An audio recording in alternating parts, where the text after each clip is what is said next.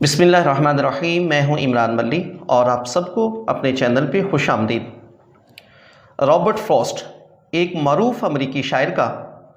استاد کے حوالے سے ایک خوبصورت جملہ کہتے ہیں،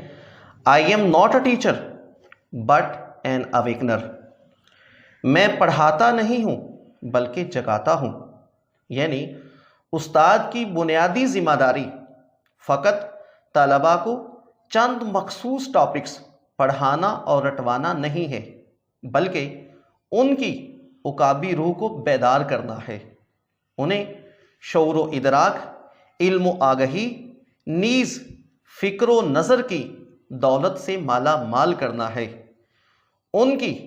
پوشیدہ صلاحیتوں کو بیدار کرنا اور ان میں پڑھنے کا ذوق و شوق پیدا کرنا ہے، انہیں بلند ہمت